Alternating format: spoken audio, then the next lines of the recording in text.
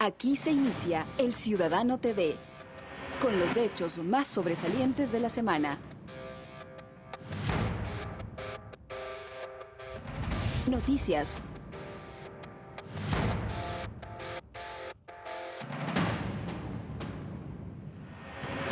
Entrevistas.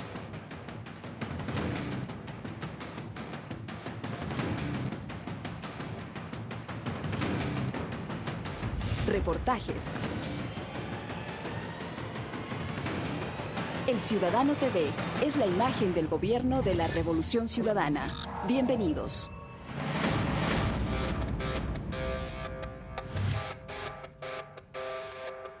Amigos, les damos la más cordial de las bienvenidas a su programa El Ciudadano TV, la imagen del gobierno de la Revolución Ciudadana. Dos presidentes visitaron Quito esta semana. En el transcurso del programa de hoy, les contaremos de quiénes se trata. Iniciamos con los titulares. Mediante decreto ejecutivo, el presidente Rafael Correa anunció esta semana cambios en el gabinete ministerial. En Chile se realizó la ceremonia de transmisión de mando presidencial. Michelle Bachelet fue investida por segunda ocasión como presidenta de esa nación. En su visita a Ecuador, Enrique Peña Nieto, presidente de México, y el gobierno ecuatoriano firmaron varios acuerdos de cooperación. Los éxitos de los deportistas ecuatorianos en los Juegos Suramericanos han traído alegría al país y a sus familiares. En el segmento de entrevistas contaremos con Walter Solís, secretario nacional del Agua, y Nubia Villasís, consejera del Consejo Nacional Electoral. Aquí empezamos. Con el propósito de fortalecer el frente político, el presidente Rafael Correa anunció esta semana cambios en el gabinete ministerial. Lo que se busca es consolidar la revolución ciudadana en el país. A continuación, les presentamos a las nuevas autoridades del gobierno nacional. Los cambios en funciones se dan en las siguientes carteras de Estado. El doctor Vinicio Alvarado Espinel, ministro de Turismo, reemplaza al licenciado Cristian Castillo Peña Herrera en la Secretaría Nacional de la Administración Pública. La ingeniera Paola Carvajal Ayala, de la Comisión de Tránsito del Ecuador, pasa al Ministerio de Transporte y Obras Públicas en reemplazo de la arquitecta María de los Ángeles Duarte. La abogada Viviana Bonilla, ex candidata de Alianza País a la alcaldía de Guayaquil, ahora asume el cargo de secretaria nacional de Gestión de la Política, que estaba encabezada por la ingeniera Betty Tola Bermeo. El licenciado Marc Simon Campaña, expresidente del Consejo Nacional Electoral, asume la Secretaría General de la Presidencia. El teniente coronel Romy Vallejo, exdirector de la Unidad de Gestión de Seguridad Interna de la Presidencia de la República, es el nuevo secretario nacional de Inteligencia. El abogado Héctor Solórzano Camacho, de la Agencia Nacional de Tránsito, pasa a ser delegado del presidente de la República ante la Comisión Nacional de Tránsito en reemplazo de la ingeniera Paola Carvajal. El ingeniero Michel Dumet Chedraui, ex candidato a la alcaldía de San Borondón, reemplaza al abogado Héctor Solórzano en calidad de delegado del presidente de la República ante la Agencia Nacional de Tránsito.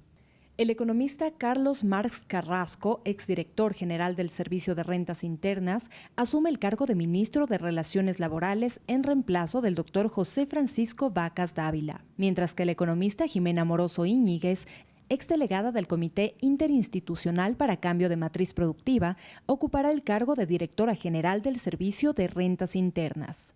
La doctora Ledy Zúñiga Rocha, que se desempeñaba como presidenta del Consejo de Rehabilitación Social del Ecuador, ocupará el cargo de ministra de Justicia, Derechos Humanos y Cultos, en reemplazo de José Serrano Salgado, actual ministro del Interior y quien también estaba a cargo de esa cartera de Estado. En Chile se realizó la ceremonia de transmisión de mando presidencial. El martes, Michelle Bachelet asumió la presidencia por segunda ocasión. El presidente Rafael Correa asistió al magno evento y dijo que confía en que Bachelet responderá a las altas expectativas de los chilenos. Santiago Duque viajó a Chile para contarnos los detalles de la asunción al poder. Chile vivió su más reciente fiesta democrática este 11 de marzo, con la asunción de Michelle Bachelet al poder. Ecuador formó parte de esta celebración popular. El presidente Rafael Correa arribó la noche anterior al relevo de mando y a su llegada destacó el papel de la mandataria en el fortalecimiento de la patria grande. Siempre es una alegría estar en la tierra de Caupolicán, Lautaro, Colo Colo, de Gabriela Mistral, de Pablo Neruda, de Salvador Allende y ahora también de Michelle Bachelet, esa mujer de temple, de esperanza, ejemplo de las mujeres latinoamericanas. En la mañana del 11 atendió varias entrevistas con medios chilenos e inmediatamente se trasladó hacia Valparaíso, donde esperaban los honores de la ceremonia en el Senado. Bachelet recibía la banda presidencial que ella misma legó a Sebastián Piñera 4 años atrás. Al terminar la misma, una muchedumbre de jóvenes se acercó al presidente ecuatoriano para apoyar su gestión y dar efusivas muestras de aprecio.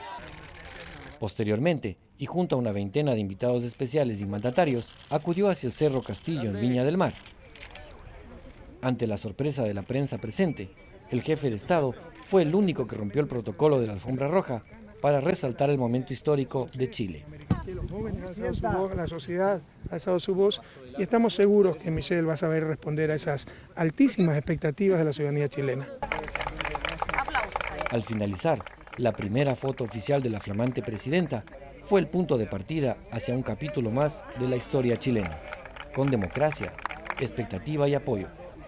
Desde Chile, con imágenes de Ángel Zulca y Edgar Domínguez, Santiago Duque, El Ciudadano.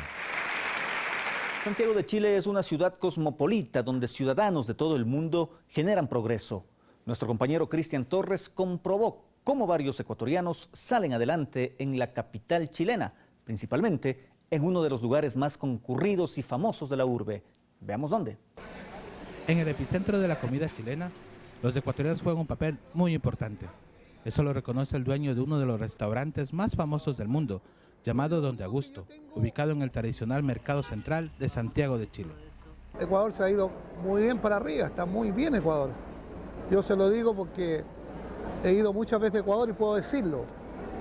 Ecuador ha crecido mucho en cuanto a cultura, que tiene una cultura fantástica. Ha crecido en el fútbol, tiene buenos equipos y por eso a mí me asombra cómo crecen los países. Aquí la mezcla de olores y colores del mar cautivan a millones de turistas nacionales y extranjeros. Y la responsabilidad de dar ese gusto especial a la comida la tiene la milagreña Leticia Gonzabay, quien sabiamente ha logrado colocar la sazón nacional en este punto de encuentro internacional. Ella llegó a Chile hace 14 años, apostando por su estabilidad económica y posibilidades para mejorar su futuro. Esa estabilidad se siente en las calles de Santiago, donde sus habitantes parece que caminan sin el frenesí de otras grandes urbes. Esa tranquilidad la percibe en este momento Leticia en Ecuador, donde retorna cada año y espera muy pronto volver para siempre. Ecuador está muy bien, tengo puras ganas de regresarme nomás ya. Sí, que está todo bien, que el estudio gratuito, que todo está bien, por mi familia lo sé todo. Como Leticia, el esmeraldeño Edgar también está contento en este país, pero quiere pronto volver a sus tierras. Sus compañeros lo llaman la máquina porque parece un pulpo llevando los platos a la mesa y por su amabilidad para atender a los comensales. Estuve en Ecuador el otro año, y todo bien, lindo Ecuador, bonito. Han hecho muchas cosas, el presidente Correa, así que todo bien. El empuje de los ecuatorianos también abre nuevos negocios en el mercado más famoso de Santiago. Juan Carlos fundó aquí su empresa de turismo que busca que los visitantes vayan al resto de Chile, pero que también conozcan las maravillas que tiene el Ecuador. Nosotros ya tener como punto turístico, ya no solamente Chile, tener un punto turístico y vender los pasajes, inclusive vender pasajes aéreos para Ecuador.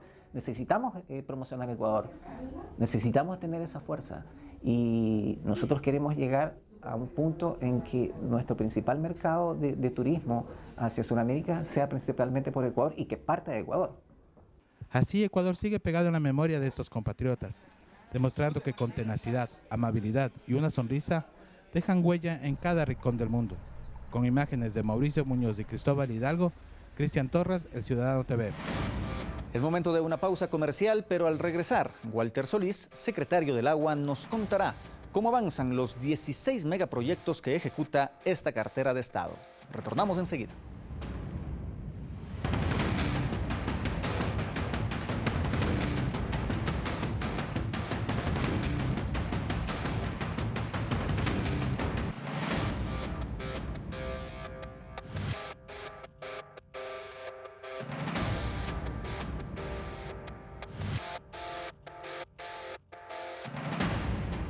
El año anterior, Senagua asumió nuevas competencias y fruto de ello también nuevas responsabilidades, fusión de empresas, creación de nuevas. y una nueva estructura que es importante manejarla en este contexto. Vamos a conversar en los siguientes minutos con el secretario del Agua, el ingeniero Walter Solís, sobre este tema y sobre las proyecciones que tienen en cuanto a varios proyectos emblemáticos que está llevando adelante el Gobierno Nacional. Ingeniero, bienvenido al Ciudadano.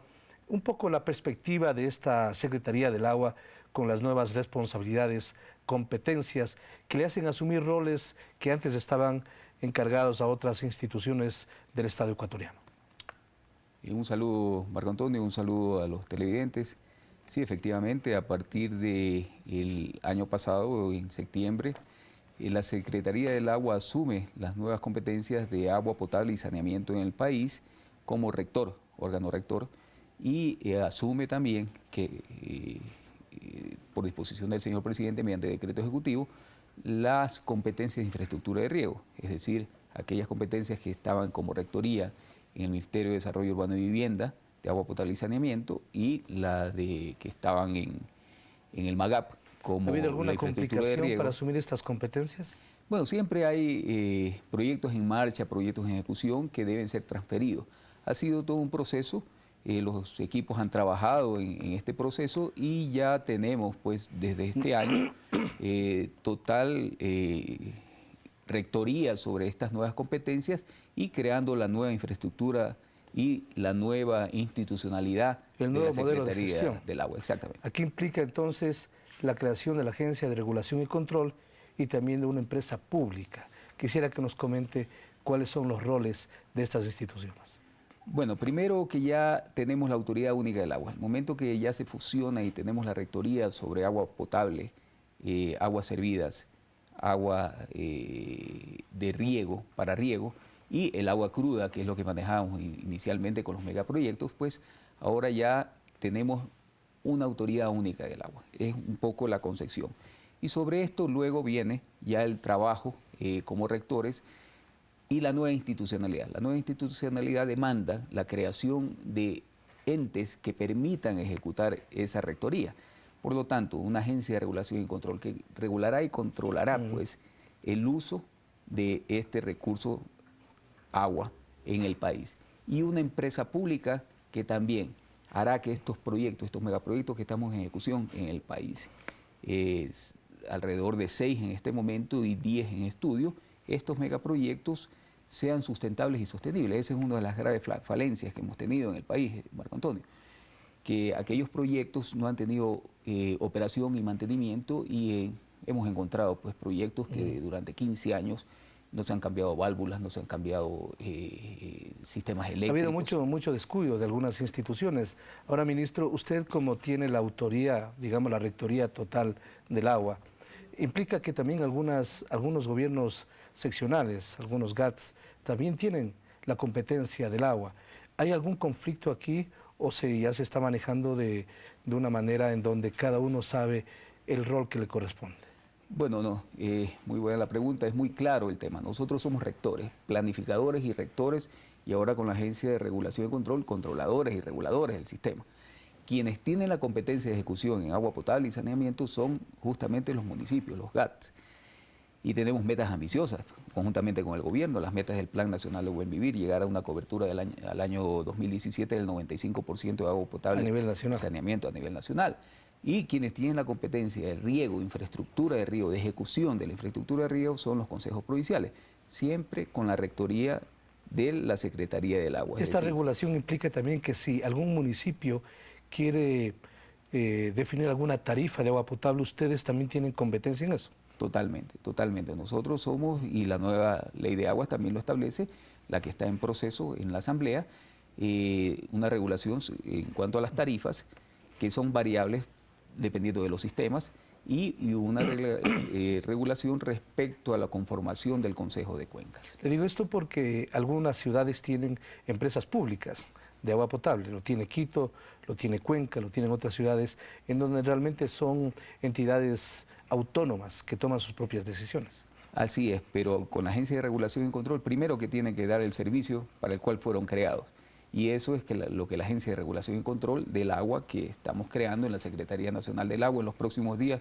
Esperamos que hasta mediados del próximo mes ya tengamos el decreto ejecutivo y de la empresa pública. Es decir, vamos nosotros con esta agencia de regulación y control determinar este tema, regular, controlar no solo el tema de calidad, sino el tema de tarifas. Ministro, usted en los próximos días, entiendo, la próxima semana viajará a Chile, en un viaje oficial.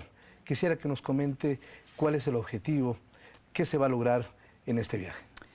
Bien, somos un gobierno responsable y una de las primeras tareas que hicimos al asumir la Secretaría del Agua fue hacer un plan nacional. Los proyectos, los megaproyectos que están en ejecución en el país, los 6 megaproyectos, Chongón, San Vicente, el proyecto multipropósito Chone, la cuenca baja del Guayas, Bulubulo, Cañar Naranjay, el proyecto de Aubín, Marco Antonio y Ciudadanos, son proyectos que estuvieron planificados hace 40, 50 años en el país. Y no se concluían. No se hicieron siquiera. O sea, siempre tuvimos la capacidad instalada de nuestros técnicos para planificar aquellos proyectos, pero nunca la voluntad política de un gobierno para la ejecución de estos proyectos. ¿Por qué? Había una razón política de trasfondo. Pues estos proyectos están allá en las montañas. Son obras que no se ven, no es el parque, no es el adoquinado. Son obras que no se ven, pero sí que la ciudadanía siente y evitan pérdidas y pérdidas humanas. Hicimos nosotros, uno de los primeros trabajos del año 2012 fue contratar a uno de los mejores institutos del mundo, el Instituto del Río Yancet. Este instituto tiene a su cargo pues la gerencia del proyecto de Tres Gargantas, uno de los proyectos más importantes del mundo, que está en este río, en el tercer río más largo del mundo, el río Yangtze, que tiene 6.300 kilómetros de longitud. Este instituto lo contratamos para que nos haga el Plan Nacional del Agua. Este Plan Nacional del Agua, su primer producto va a ser entregado de acuerdo al cronograma que se estableció en el contrato en el mes de marzo. Es decir, en este mes, por lo tanto, vamos a ir una delegación a China a recibir este primer producto y además a visitar a 20 estudiantes que tenemos desde el mes de noviembre en China preparándose para venir a aplicar este Plan Nacional del Agua en nuestro país. Respecto a los megaproyectos, que son varios, ¿cuáles son los que ya están terminando? ¿Cuáles son los que van en proyección hasta el 2017, cuyo objetivo, según usted ha mencionado, es que el país tenga un 95% de cobertura de agua potable y alcantarillado? Sí, y bueno, los megaproyectos un poco también son solo el tema del agua cruda, que se incorporó ahora el tema de agua potable y alcantarillado. Como rectores, pues estamos en todos estos megaproyectos incorporando, porque vamos a tener el agua embalsada. Tiene relación. Exactamente, el momento que tenemos el agua embalsada, pues esto nos va a permitir utilizarla para riego o utilizarla para potabilización. Son 6 megaproyectos de los cuales 2 estamos ya por terminar este año, que son el proyecto Chongón San Vicente. Pues recordará usted que es un proyecto que se inició hace 35 años, no fue culminado, hicieron una presa y esta presa no tenía agua. Este proyecto Chongón San Vicente va a permitir llevar el agua a la presa y permitirá regar 7.700 hectáreas del sector de Santa Elena, donde se requiere pues los agricultores. Ya está toda la infraestructura hecha, estamos en el proceso de prueba de bombas, son equipos que vienen del extranjero y los estamos probando. ¿Cuándo entra en marcha esto? A mediados de este año ya está totalmente en marcha este proyecto, Chongón San Vicente. El segundo proyecto que terminaremos es un proyecto que es un ícono, porque fue el primer proyecto que inició la Secretaría del Agua, que es el proyecto multipropósito Chone. El proyecto multipropósito Chone tuvo además varias puede ser etapas. el más emblemático. A por pesar todo de lo no que ha ser, sucedido exactamente, a en pesar de las no ser el más caro. inundaciones, exactamente, pero como se ha inundado permanentemente la ciudad de Chone, era algo que llamaba mucho la atención. Así es, vamos a mitigar las inundaciones, y no solo por eso, Marco Antonio, por toda la implicación. Inclusive estuvimos demandados ante el CIDH, pues en Washington, tuvimos que defendernos como país, pero... Esto retrasó la obra. Totalmente, retrasó la obra, y también tuvimos un retraso lamentablemente por una empresa que empezó a ejecutar el proyecto, una empresa china que salió del proyecto, pero con empresas ecuatorianas estamos culminando el proyecto, estará terminado a finales de este año y dando el servicio. Además incorporado... Pero ya se ha visto también, este año alguna diferencia, ¿sí? Totalmente. No ha existido esa inundación típica que se presentaba todos los años. Totalmente, y fue un compromiso con el pueblo de Chone que el cambio de esta empresa no vaya a perjudicar a Chone. Mitigaremos los efectos de este invierno Chone no ha sufrido las inundaciones que veíamos los años anteriores, a pesar de que no está cumplida en su totalidad el proyecto. ¿Cuándo se pone en marcha? En octubre de este año, del 2014, está el plazo contractual para la terminación de este proyecto. Y los otros proyectos pues continúan su proceso. La Cuenca Baja del Guayas, que es el control de inundaciones de la Cuenca Baja del Guayas, un proyecto de Bulubulo Cañar Naranjal, que supera los 500 millones de dólares, estarán terminados en el año 2016. Recordemos, Marco Antonio y la ciudadanía, la CEPAL determinó que por cada dólar invertido en prevención, es decir, en control de inundaciones, el país deja de gastar 9.5 dólares. Es un estudio hecho por la CEPAL.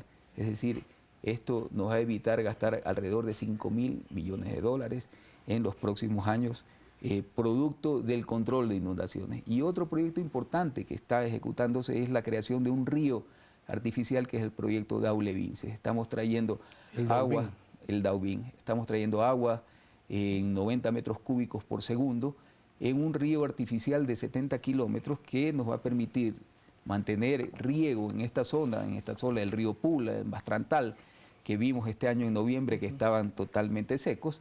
Nos va a permitir tener agua para riego y productividad de alrededor de 200.000 hectáreas en estos sectores durante todo el año. Es decir, cuando haya los inviernos, pues nosotros no bajaremos unas compuertas inflables tipo holandesas que estamos trayendo, y en la época que se requiere esta agua que riegue estas 700 hectáreas en la época de estiaje, en la época de verano, pues bajaremos las compuertas a fin de que todos estos sectores se puedan regar. ¿Es un sistema novedoso que no se ha presentado antes en el país? Así es, pero Marco Antonio, aquí es un sistema novedoso que estamos construyendo, ya aplicando las nuevas tecnologías, pues estos procesos dinámicos. Pero lo importante es saber que este proyecto estuvo planificado ya hace 44 años y nunca hubo un gobierno que tenga la capacidad de intervenir a ejecutarlo. Este gobierno responsable de la Revolución Ciudadana lo está haciendo, y en el año 2015, a finales del 2015, este proyecto será una realidad. Entonces se van a cumplir todos los proyectos que han sido establecidos. En ejecución. Además, tenemos 10 en estudio, que van desde el norte, desde Carchi, pues tenemos hasta la provincia de La Suay, proyectos en estudio que también ya hemos firmado cartas de entendimiento con países amigos que quieren financiar estos proyectos. Esta es una de las diferencias. Todos estos proyectos tienen financiamiento extranjero de países que quieren financiar estos proyectos porque saben, primero, de la capacidad técnica que tenemos para administrar estos proyectos, y segundo, porque saben la importancia que va a tener en el cambio de la matriz productiva de nuestro país. Es fundamental este trabajo que está haciendo Senagua, el gobierno, el ministro, respecto a la conciencia que debe tener el país en torno al uso del agua. Se ha dicho muchas veces que las próximas guerras, o las guerras que estamos ya mirando en otras latitudes del mundo, ya no será por el petróleo, sino por el agua, porque ese es un recurso que se está agotando. El país, con estas proyecciones, con esta responsabilidad y manejo, tendrá agua para largo. Sí, estamos en un país bendecido por la naturaleza, Marco Antonio, y ecuatoriano. Tenemos en la cuenca del Amazonas 50 veces más que la media mundial. Y en la cuenca del Pacífico, es decir, desde la cordillera hacia la costa del Océano Pacífico, tenemos 3 veces más que la media mundial. Pero no por tener este recurso debemos malgastarlo. Eso es lo que nos ha pasado. Estos proyectos fueron planificados, como le decía, hace 40 años y no hubo gobierno responsable que lo haga. Esta redistribución equitativa del agua va a permitir lo que pasa ahora, evitar lo que pasa ahora en el norte de Manabí. Usted ve en los meses de noviembre, y ahora mismo usted tome los diarios manabitas, el diario Manabita, y vea, por ejemplo, dice, las reses se están muriendo, 9 reses murieron en este mes, en el mes de noviembre, no tienen que comer. Y estas mismas reses, después de 2 meses, cuando empieza la lluvia, se nos están muriendo, pero ahogadas.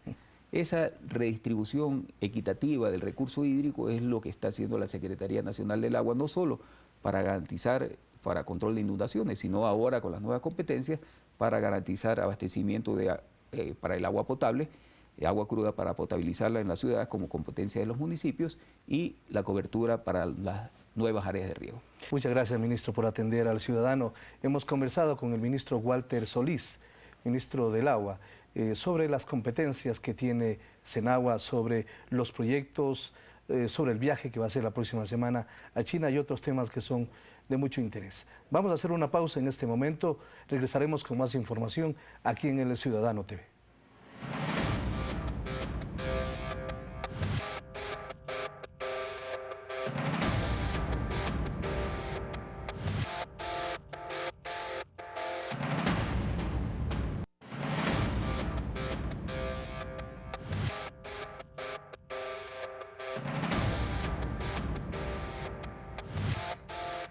El pasado lunes, en la cita bilateral realizada en Quito entre el presidente de Ecuador, Rafael Correa, y el de México, Enrique Peña Nieto, los gobiernos de estos países firmaron convenios.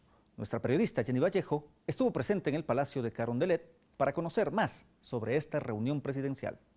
Con la visita del presidente Enrique Peña Nieto, México y Ecuador estrechan aún más sus lazos de hermandad y cooperación.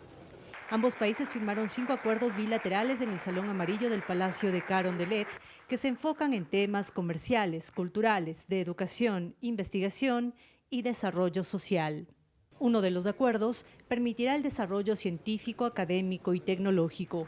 En este punto, se reconoció que el proyecto Yachay es una de las iniciativas más importantes del Ecuador.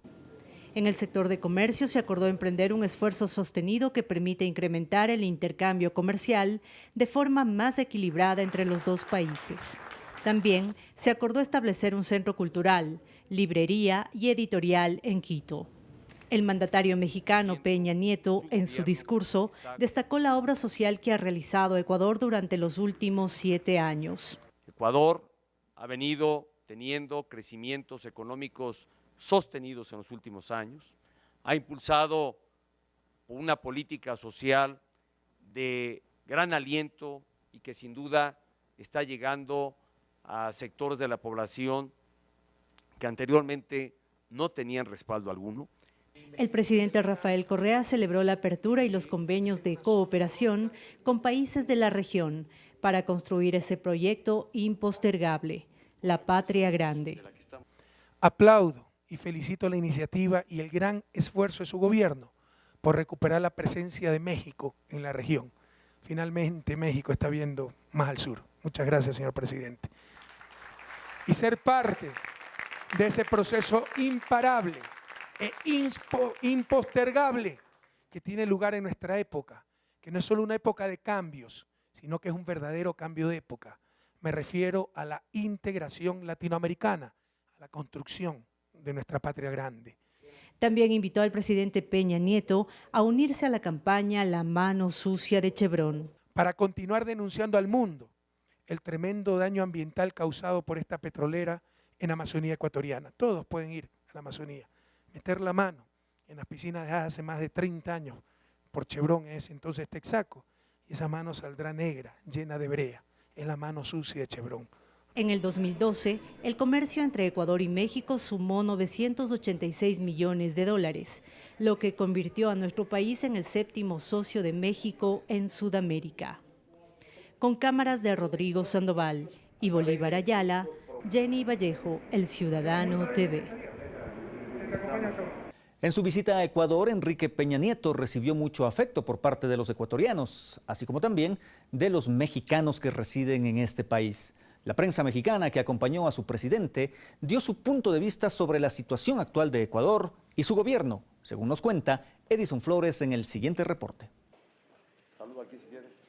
La visita del presidente de México, Enrique Peña Nieto, rompe el lapso de tiempo de 10 años de no tener un acercamiento entre los dos países. De ahí que el mandatario mexicano llegó para dialogar con el presidente Rafael Correa. Esta visita llenó de satisfacción a las dos naciones. Ecuatorianos que se sentían alegres de ver que su país mantiene buenas relaciones bilaterales con México, así como mexicanos que se sentían alegres de ver que su presidente llegó para tratar temas comerciales, culturales, de educación, investigación y desarrollo social con Ecuador, al que ven como un país que progresa de la mano de la Revolución Ciudadana. Así lo expresó la mexicana Silveria Velázquez, quien eligió a Ecuador para disfrutar de sus vacaciones. Hemos visto que ha habido muchos avances ahorita en los tours que nos han dado. Hemos visto que la gente lo quiere mucho, que ha progresado muchísimo el país, que ha habido muchas vías de comunicación que se han hecho y la gente lo ama, la gente está feliz con el presidente. De la misma manera, la mexicana residente en Ecuador, María Eugenia Morales, piensa que es bueno que México una lazos de comercio con un país como el nuestro. Eso es muy importante porque pensábamos que ya no había relaciones porque hace mucho tiempo no venía un presidente y él ya había pasado por Sudamérica, pero realmente estamos felices que que firmen acuerdos, que es lo más importante, ¿no? Porque realmente para mí Ecuador ahorita es un ejemplo para Latinoamérica. Por otra parte, la prensa mexicana que acompañó al presidente Peña Nieto ve con buenos ojos que los dos países estrechen lazos de fraternidad y sobre todo de comercio e intercambio de conocimientos. Esto se debe al buen concepto que la prensa mexicana tiene del presidente Rafael Correa. De ahí los comentarios positivos, tal como lo indica el representante de Televisa, Juan Solís. Se ve como el presidente Correa con un presidente progresista, presidente que está haciendo cosas nuevas, un presidente que está preocupado por su pueblo y en ese sentido pues que creemos que es un presidente que está haciendo cosas a favor de los ecuatorianos. Este diálogo bilateral se vuelve necesario una vez que ha quedado atrás todo ese pensamiento negativo de la prensa mexicana hacia una administración ecuatoriana del pasado que llevó a un colapso político, social y económico al país. Así lo comenta Vicente Gálvez, periodista de Televisión Azteca. Afortunadamente las noticias que ahora nos llegan de Ecuador no son noticias de conflicto, no son noticias de escándalo. Vemos un país que está progresando, vemos un país con desarrollo, lo cual es la mejor noticia yo creo para todos, para los ecuatorianos y para mexicanos. De esta manera se realizó la visita presidencial de México a Ecuador, la misma que dejó buenas expectativas sobre este estrechón de lazos comerciales y fraternos. Los mismos que estarán a cargo de los ministerios en avanzar y permitir que estos dos países avancen en sus negociaciones. Con imágenes de Gerardo Vélez y Rodrigo Sandoval, Edison Flores, El Ciudadano TV. No solo el mandatario mexicano visitó el país esta semana. Juan Orlando Hernández, presidente de Honduras, también acudió al Palacio de Carondelet. En su visita al país se reunió con el presidente Rafael Correa y con algunas autoridades gubernamentales. Esta cita tuvo como propósito fortalecer lazos bilaterales. A continuación, el informe. La experiencia y el proceso ecuatoriano ha causado interés en otros países del mundo. Y ese es el caso de Honduras, país cuyo mandatario visitó al presidente Rafael Correa para aprender de este proceso, de esta revolución ciudadana. En efecto, Juan Orlando Hernández, quien asumió el cargo hace algo más de un mes, llegó al Ecuador la noche del 12 de marzo y el 13 colocó una ofrenda floral en el monumento de los héroes en la Plaza de la Independencia. Posteriormente, ingresó con los respectivos honores al Palacio de Carondelet. Aquí, tras una cita de trabajo entre los mandatarios y posteriormente con sus equipos de ministros, el presidente hondureño destacó el buen vivir, la política tributaria, la disminución de la inequidad y los otros aspectos aplicados por el gobierno del Ecuador que están haciendo historia. Les felicitamos y venimos aquí primero a conocer estas buenas prácticas que sé que le van a servir a Honduras, no solamente a mi gobierno, sino a los que vienen. El presidente ecuatoriano, por su parte, agradeció la presencia y el interés del pueblo hondureño. Y bienvenido a este pequeño rincón de la patria grande en la mitad del mundo, que también es su patria. Tenemos casa abierta para responder a su declarado interés de conocer de cerca la experiencia ecuatoriana. Hernández puso énfasis, además, en la situación del Ecuador como un marco de referente en política de gestión por resultados. Por otro lado, nos ha llamado mucho la atención el tema de la inclusión, el tema de atender en materia de salud, en materia de educación, a la gente que precisamente ha estado al margen. Una nación más que se une a los pueblos que reconocen las transformaciones de nuestro país y consideran que se puede aprender de esta experiencia. En Quito, Santiago Duque, El Ciudadano. Siga con nosotros porque al volver de la pausa no debe perderse la entrevista con Nubia Villasís, consejera del Consejo Nacional Electoral, con quien analizaremos el último proceso de elecciones desarrollado en el Ecuador. Regresamos enseguida.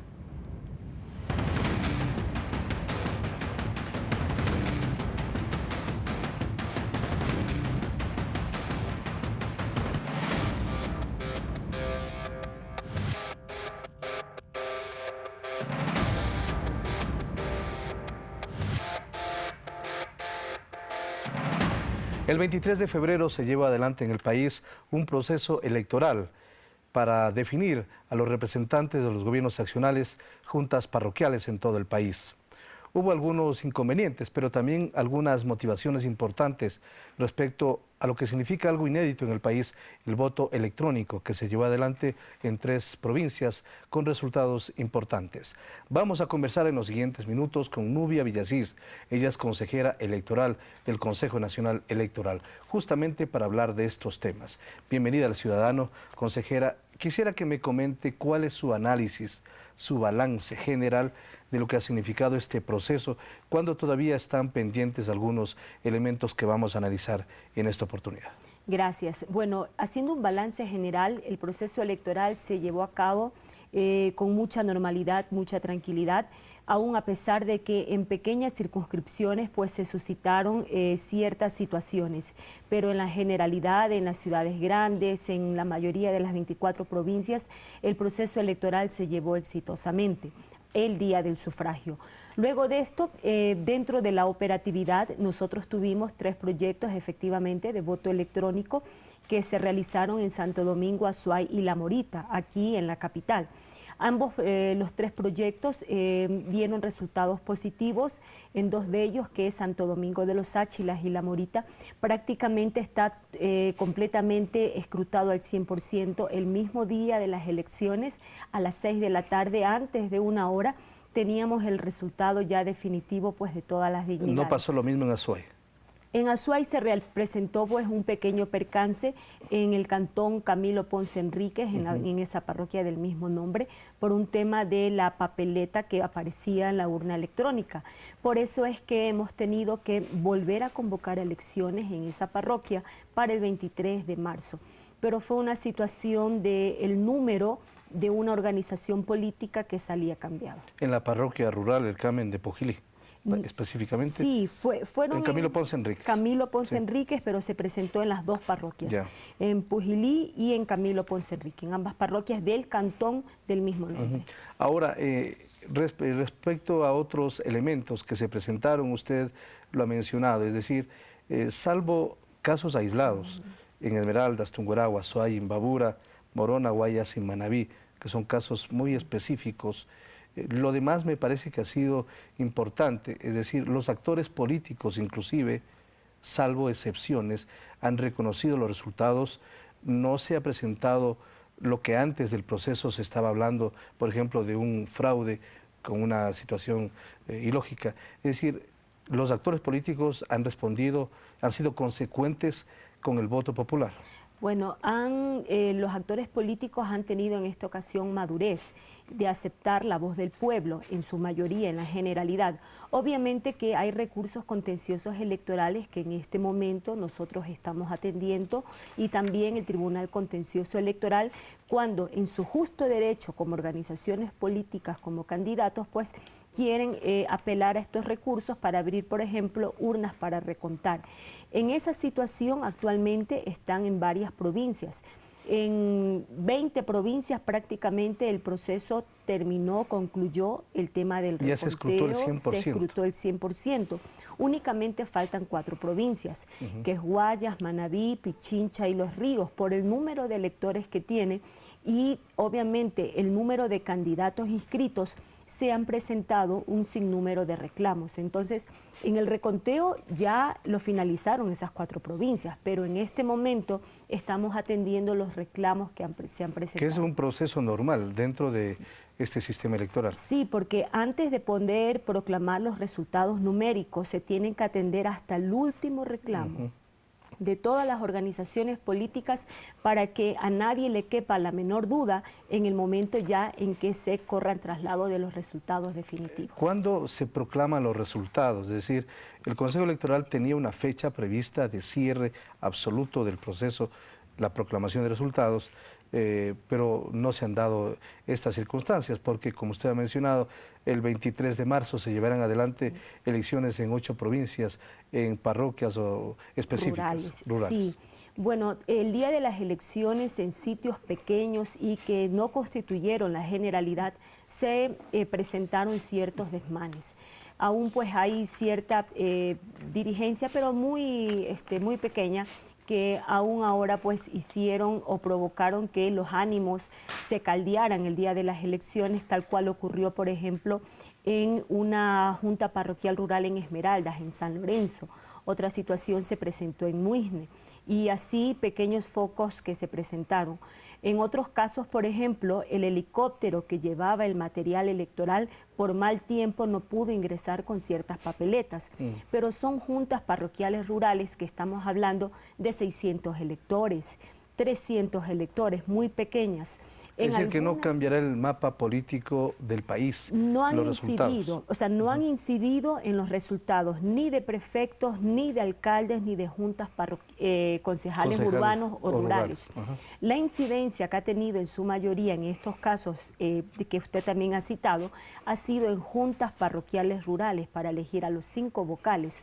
Por eso es que hemos decidido en unos casos volver a repetir el proceso electoral. Ahora, pero es importante también que se tome en cuenta un asunto, usted lo ha mencionado y el país lo ha visto a través de los diferentes medios de comunicación, cómo actos de violencia se presentaron en diferentes cantones, provincias. ¿Qué se va a hacer en torno a eso? Es decir, tiene que seguirse algún proceso, tiene que castigarse a los culpables para que esto no se vuelva a repetir. Sí, bueno, hubo situaciones hasta de vandalismo, porque no solamente que dañaron las urnas, las papeletas, las actas, ya aquí hubo situaciones muy feas las que se presentaron, quemaron estos documentos, sino que también pues atentaron contra la propiedad pública de las escuelas, de los colegios, de recintos electorales, en donde dañaron mobiliario.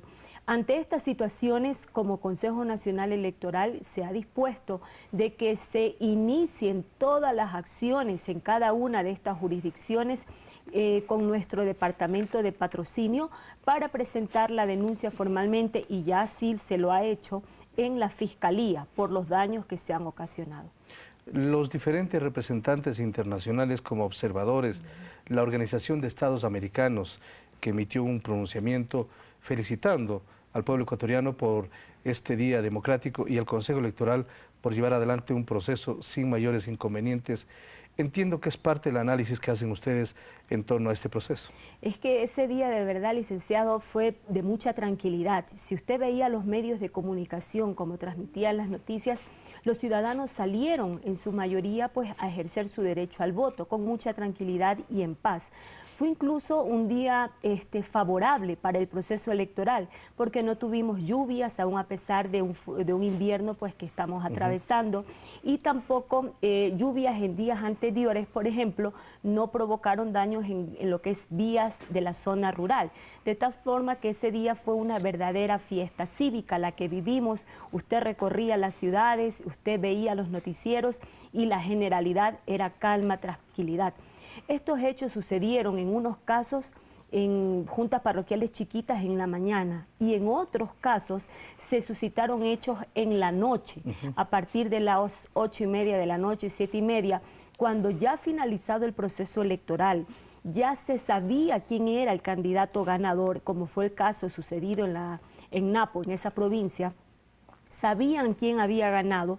Entonces una turba que apoyaba a unos candidatos pues que no habían sido favorecidos con el voto popular, vino e irrumpió en el recinto electoral, dañó actas, dañó los votos, incluso destruyó pues material también que le pertenecía a la escuela donde se hacía. Entonces ya ahí usted ve que ya había actos como que de mala fe, ya con la intencionalidad de no permitir que la voz del pueblo pues se haga escuchar, como sucedió en lo que es en la provincia de Napo, en una jurisdicción pequeña. De ahí que al momento de nosotros tomar una resolución, cuando dijimos se repite en ciertas circunscripciones, en donde hemos podido rescatar las actas, por ejemplo, de conocimiento público, que reflejan la voluntad popular, porque las actas de escrutinio las desaparecieron. Claro. Las actas de estas sí son válidas, entonces. Por supuesto, porque reflejan la voluntad popular. Entonces, lo que hicimos en el caso de Napo fue pues que disponer que se contabilice eso que ya estaba, y no fue necesario volver a repetir el proceso electoral, porque ahí sí hubo una intención muy clara, incluso de los testigos, de los habitantes, de que ya se sabía el candidato ganador, y simplemente fue como que para perjudicar todo el proceso electoral en esos casos. hemos tenido de todo, ¿no? Con la intención de dañar, unos casos al inicio del proceso electoral, pero en definitiva no han repercutido esas situaciones focalizadas, no repercutieron ni en la dignidad de prefectos ni en la dignidad de alcaldes en su mayoría. Únicamente el caso que se registró en la provincia del Guayas, en el cantón Lomas de Sargentillos, ahí sí la situación fue un poco diferente. De 43 urnas que tiene el cantón de 12.000 electores, 36 resultaron afectadas. Entonces teníamos un 83% prácticamente de material destruido y ahí se tuvo que convocar de nuevo. Elección. Sí, convocar para la dignidad de alcalde, que es la única en el país que prácticamente pues ha vuelto a llamar, y la de concejales urbanos.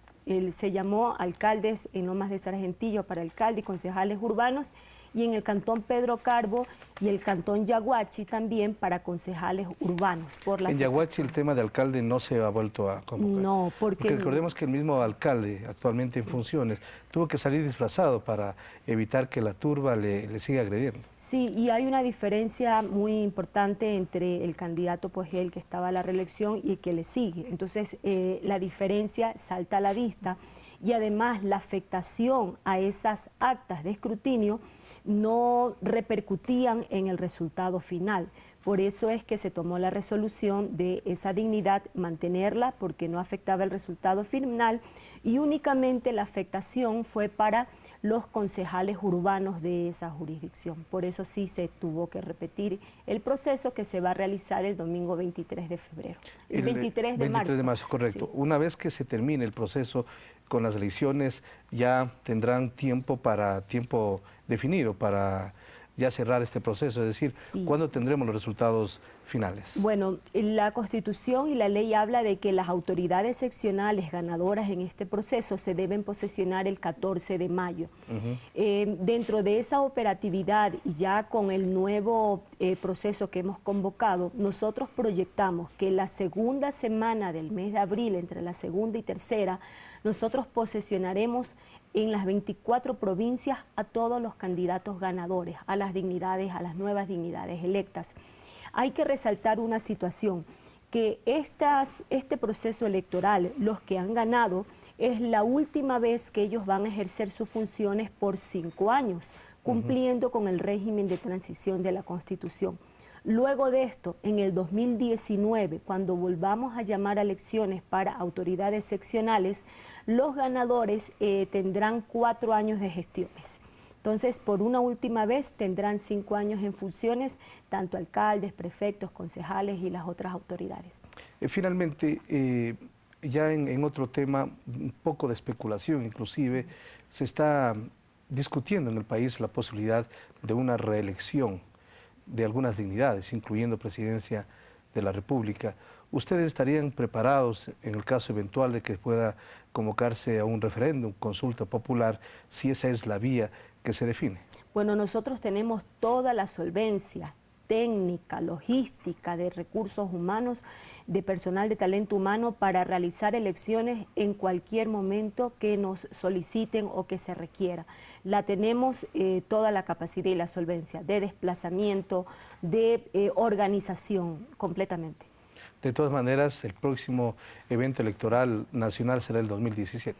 Está proyectado que así sea. Las próximas elecciones generales serán el 2017, 2 años después elecciones seccionales. Pero aquí también hay otra situación. Los ciudadanos, según la Constitución, pueden realizar revocatorias de mandatos y también iniciativas populares normativas, está abierto permanentemente.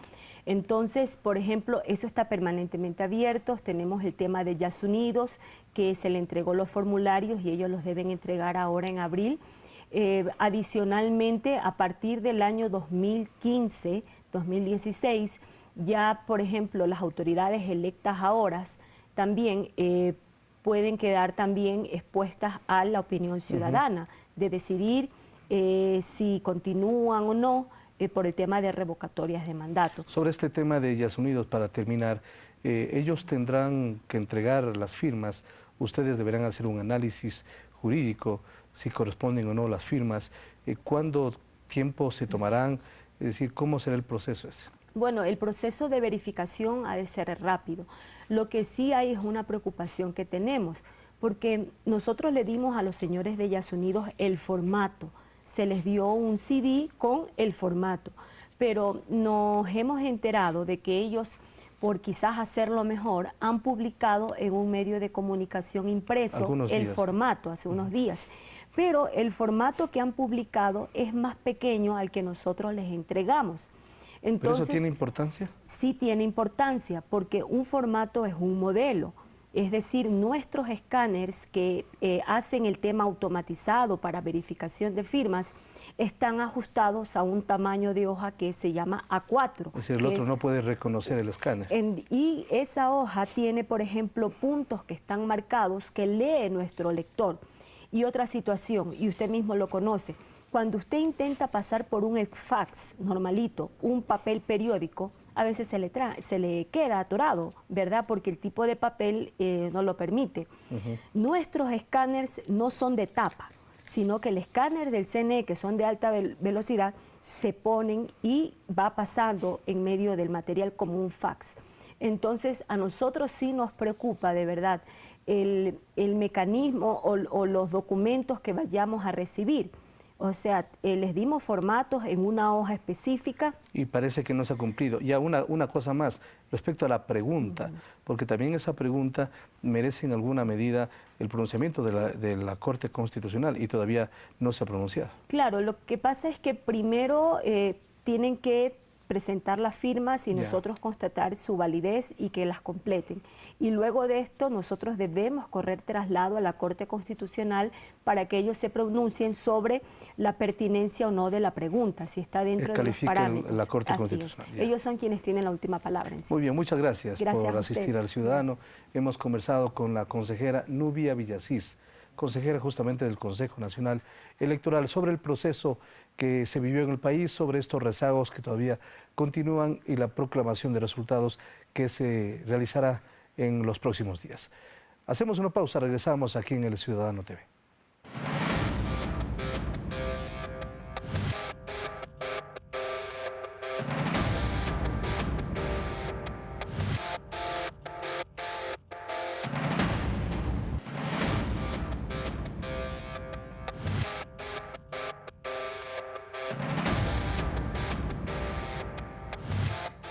Los resultados de los 10º Juegos Suramericanos Santiago 2014 han traído grandes alegrías a nuestro país. Algunos de los medallistas ecuatorianos ya están de vuelta y conversaron con nuestra compañera Verónica Ibarra, a quien le contaron detalles de sus logros. Veamos. 261 deportistas ecuatorianos, 27 deportes, 12 días de ardua competencia. Los 10º Juegos Suramericanos Santiago 2014 iniciaron con buenos resultados para el Ecuador y los primeros medallistas de la tricolor van llegando de regreso a su país. En los patios del Ministerio del Deporte en Quito encontramos a los ganadores. Ingrid Factos, de 22 años, nos trajo la primera medalla de oro en la categoría de patinaje de velocidad. Participé hace 4 años en mis primeros suramericanos. En el 2010 cogí bronce, subcampeona panamericana, subcampeona mundial en el Mundial del 2011 en Corea del Sur. He tenido muchas platas, muchos bronces y esta es la primera vez que por fin logro el oro. Ingrid le dedica 7 horas diarias a su pasión. La mitad del año entrena en Argentina y el resto pasa en Ecuador, donde estudia psicología deportiva. El triunfo de esta deportista no implica tan solo el haber obtenido la medalla de oro, sino también el haber superado a la campeona mundial vigente de la especialidad. Competí con 6 países. 2 de mis contrincantes más fuertes eran Chile y Colombia, que tienen los títulos mundiales. Su hermana Jacqueline Factos, de 26 años, es otra de las deportistas que trajo una medalla de oro al Ecuador en la categoría de karate. Ella acepta que intentó practicar patinaje inicialmente. Sin embargo, a los 18 años desarrolló la afición por este arte marcial. Por ese mismo afán de que ya llevaba años perdidos, fue que decidí no perder el tiempo y dedicarme el doble o el triple que mi resto de compañeros para igualarlos y superar. Su dedicación la ha llevado a ganar 110 medallas y trofeos en su categoría y está ubicada en el 3er lugar del ranking mundial de la Premier League. Su sueño ahora es ser campeona del mundo en este año. Nosotros todos tenemos la capacidad de soñar y también tenemos la capacidad de pelear por nuestros sueños. Y que si tú crees en algo, de verdad tienes que para pelear por tus sueños porque se pueden hacer realidad. Yo lo viví y es verdad. Jorge Bolaños es otro de los deportistas de estrella de esta jornada. Tiene 24 años y ha dedicado 17 de ellos al patinaje. Pude obtener una plata y un bronce en los anteriores juegos y qué mejor ahora poder ir a la revancha. He tenido el campeonato del mundo, soy subcampeón del mundo, soy campeón panamericano de los Juegos de Guadalajara 2011. Jorge asegura que esta experiencia le ha dejado recuerdos que no olvidará en toda su vida. Son cosas que no se vuelven a repetir y más aún cuando estás en lo más alto del podio y escuchas el himno de tu país. Son momentos de pronto de nostalgia, de alegría. Mientras tanto, el Ecuador entero seguirá apoyando a la distancia a nuestros deportistas que terminarán este encuentro el próximo 18 de marzo. Verónica Ibarra, El Ciudadano TV. El gobierno nacional reprochó los graves incidentes suscitados en Muisne, provincia de Esmeraldas, donde 2 ministros de Estado fueron agredidos por simpatizantes de un partido político. Tras estos incidentes, el Frente de Seguridad del Gobierno Nacional viajó a Muisne y garantizó a la población la paz y la tranquilidad. Jenny Vallejo acompañó a varios ministros en este viaje y nos cuenta los detalles. Un llamado a la calma y tranquilidad realizaron los ministros del Interior, Defensa y Seguridad a los habitantes del cantón Muisne en la provincia de Esmeraldas. La noche del martes 11 de marzo se produjeron nuevos incidentes en los que resultaron agredidos 2 secretarios de Estado. Homero Arellano, ministro de Seguridad, ante cientos de ciudadanos que se congregaron en el Parque Central de la localidad, señaló que se iniciará procesos judiciales contra aquellos que atenten contra el normal desarrollo del proceso electoral, que se realizará nuevamente el próximo 23 de marzo. Nosotros no vamos a tolerar nuevos incidentes. La ciudadanía, la mayoría son buenos, son gente trabajadora, son gente de sencilla. Cabe recordar que el pasado 23 de febrero en Muisne, varias personas quemaron papeletas y urnas electorales, por lo que el Consejo Nacional Electoral decidió convocar a nuevas elecciones. La ministra de Defensa, María Fernanda Espinosa, explicó que son pequeños grupos los que generaron los desmanes y que ahora las Fuerzas Armadas impedirán nuevos incidentes. Cualquier tipo de desmán. Estos atentados contra la seguridad ciudadana ponen en riesgo la democracia y el derecho que tenemos todos los ecuatorianos y ecuatorianas a votar, a elegir y a ser elegidos. Eso es lo que aquí se está poniendo en riesgo. Así es que no lo vamos a permitir. Vamos a estar presentes con una fuerte presencia militar.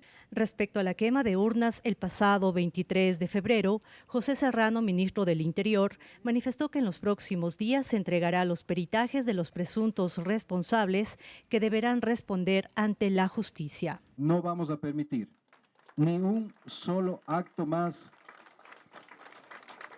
que atente contra su paz y su tranquilidad.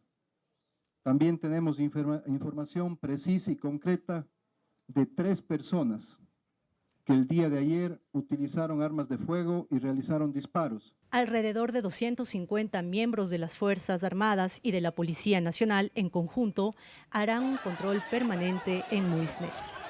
Jenny Vallejo, El Ciudadano TV.